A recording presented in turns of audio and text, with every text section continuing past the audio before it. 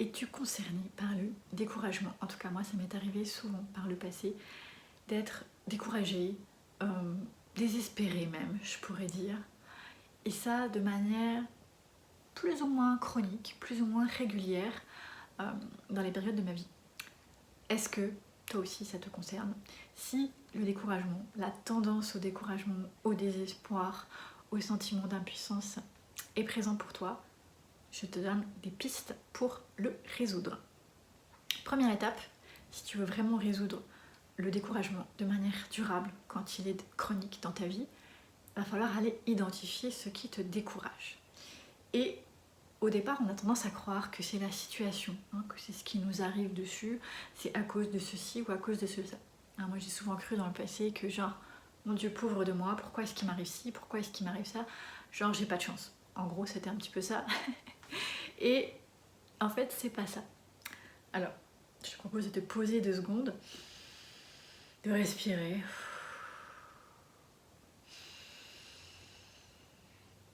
Et d'essayer de te demander, finalement, qu'est-ce qui se cache derrière le découragement? Quel est le sentiment derrière le découragement? Donc pour ça, on peut utiliser une respiration intuitive qui est... Donc tu souffles et l'inspiration se fait naturelle, tu vois.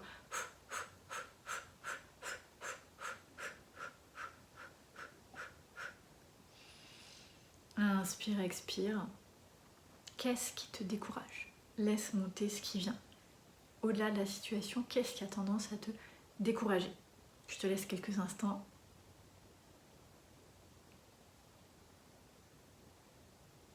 Alors, derrière le découragement, il se cache 2 choses, 2 concepts. Une notion de valeur et une notion de ressources. Donc en général, on se décourage parce que par rapport à la situation, par rapport à l'événement, mettons à la douleur, si c'est une douleur qu'on veut disparaître, bref, on se sent soit impuissant, donc on n'est pas capable, une notion de valeur, de capacité, soit j'ai pas les ressources pour, il me manque quelque chose, il me faudrait une ressource. Ce qui est très proche, on reste plus ou moins sur la valeur, mais valeur ou ressources. On va quand même le synthétiser en 2 choses. Donc maintenant, je te le redemande, quand tu te décourages, est-ce que c'est une notion de valeur ou une notion de ressources? Ou les 2. Dans le passé, moi, quand je me décourageais, c'était parce que je considérais que c'était trop. Donc il y avait une notion de ressources. J'ai pas assez de ressources pour faire face à ça, c'est trop. Et en même temps, j'ai pas ce qu'il faut en moi pour faire face à ce trop-plein. Donc il y avait vraiment un mélange de valeurs et ressources. Et ce qui m'a amené à un sentiment d'impuissance, qui est le sentiment d'être dans une trappe à souris.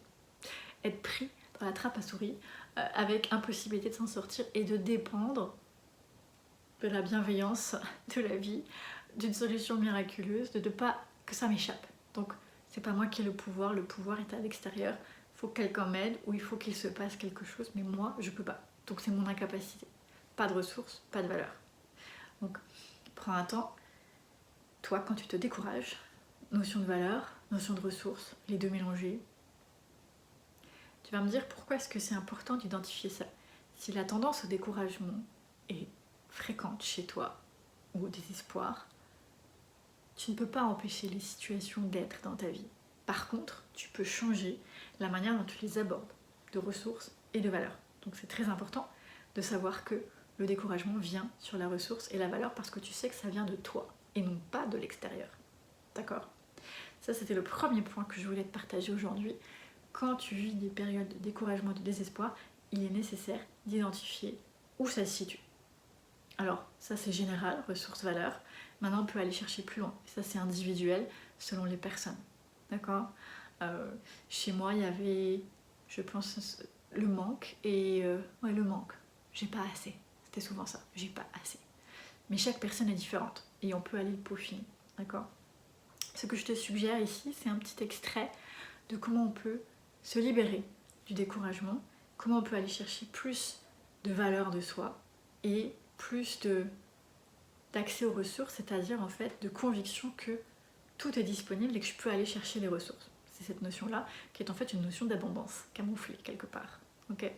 Alors je te propose un extrait, ça veut dire quoi? C'est de tout petits éléments issus de mes soins de libération émotionnel, énergétique, pour que tu puisses déjà avoir un bienfait. Alors, si tu veux le faire, je te propose d'aller te mettre dans un endroit tranquille où tu ne peux pas être dérangé. De prendre le temps de te poser, assis, couché, debout, peu importe. Fermer les yeux, c'est toujours mieux pour s'intérioriser. Prendre conscience de ton corps. Inspire et expire en ayant conscience de tes pieds, s'ils sont au sol ou pas. Et de tout le reste de ton corps, ton bassin et ta tête. Pieds, bassin, tête. Je remonte des pieds jusqu'au bassin en passant par les jambes, du bassin jusqu'à la tête en passant par le tronc. Et j'inspire, expire. Maintenant, tu vas inspirer profondément. Et expirer profondément. Encore, tu inspires profondément en partant des pieds. Et tu montes jusqu'à la tête. Et tu expires jusqu'aux pieds. Maintenant, tu vas expirer rapidement. Quand tu expires rapidement, l'inspiration se fait automatique. Donc,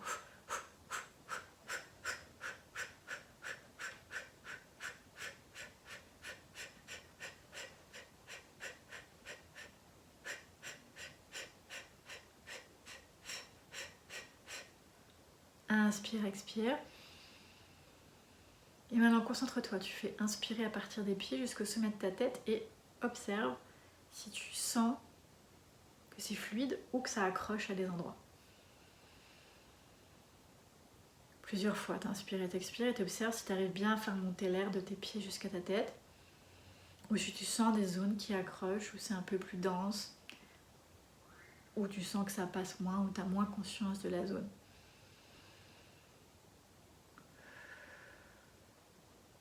Maintenant, je te propose de t'intéresser à ton bassin plus particulièrement. Et imagine que tu inspires et expires par le bassin.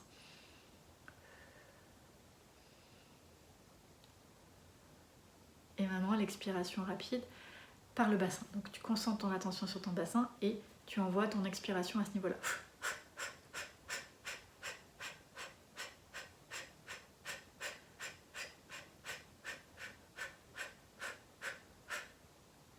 Inspire et expire. Tu peux poser tes mains sur ton bassin si ça t'aide. On va le faire encore une fois. Concentre bien ton intention, ta visualisation. Et comme si tu soufflais sur ton bassin.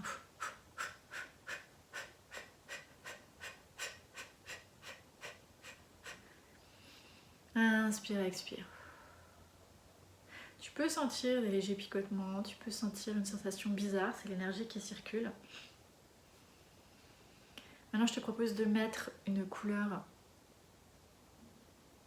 dans ton bassin. Alors, vas-y spontanément, sinon tu peux mettre du rouge, du bleu, du vert ou du jaune. Sinon, vas-y avec la couleur qui te vient. Donc, tu imagines que ton bassin se remplit d'une couleur. Et il est solide. Maintenant, tu souffles dessus et c'est solide. Tu prends appui sur ton bassin pour souffler.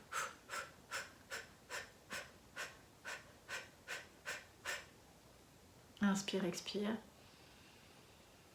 Et tu peux écouter ou prononcer le son O. Donc, O. Pareil, tu l'envoies vers ton bassin. Donc, soit tu écoutes et tu imagines que ça va vers ton bassin, ou tu le chantes toi aussi.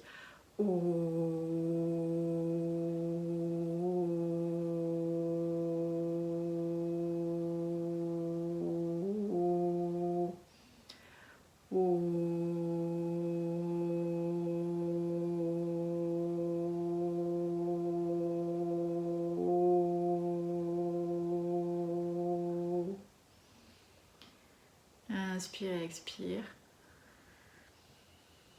Tranquillement avec tout ton corps.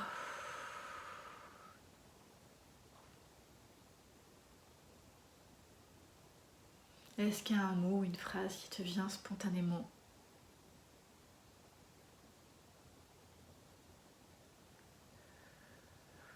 Alors si tu en as une, tu peux la prononcer. Sinon, je vais t'en suggérer une. J'ai eu le mot sérénité. Je suis serein. Je suis en sécurité. Je suis serein, sereine et en sécurité. En étant serein et en sécurité, je peux accéder à toutes les ressources qu'il est possible. Et je suis à la hauteur. Lorsque je suis serein Parce que je suis dans la sérénité, je suis dans la confiance, la sécurité, je suis solide. J'ai les capacités et j'ai les ressources. J'ai les capacités et les ressources car je suis serein et en sécurité. Et tu peux imaginer le signe de l'infini qui vient se poser au niveau de ton bassin. Un signe de l'infini doré, si tu peux imaginer ça. Et tu le positionnes au niveau du bassin. Le signe de l'infini, c'est l'accès aux ressources, l'accès aux capacités inépuisables, illimitées. Donc ta valeur est illimitée et ton accès aux ressources est illimité.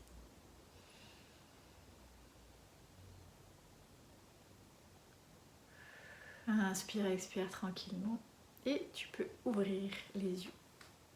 Prends le temps de revenir dans le ici et maintenant. Et voir comment tu te sens.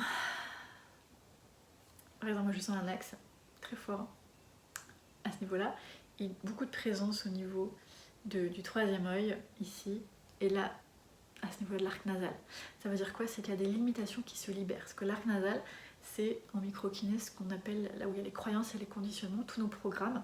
Donc si ça fourmille ici, c'est qu'il y a un accès qui est en train de s'ouvrir. Voilà. Donc ce genre de soin, j'insiste que c'est un extrait, peut te permettre de te libérer totalement. Est-ce que ça marche en une fois? Ça peut. Mais surtout, tu peux le reproduire autant de fois que tu veux. Si jamais tu es intéressé, déjà n'hésite pas à reproduire cet petit exercice fait ensemble et tu peux aller te magasiner sur mon site internet un soin. C'est un soin de 20 minutes reproductible pour libérer une émotion, une énergie et te connecter à une autre. Ça peut être, en ce moment il est disponible pour la douleur, pour le découragement, donc pour instaurer confiance et sérénité. Et il y en a plein d'autres qui vont être disponibles sous peu. Voilà, donc moi je te souhaite une belle exploration et un bon soin si tu te fais un auto-soin. À bientôt.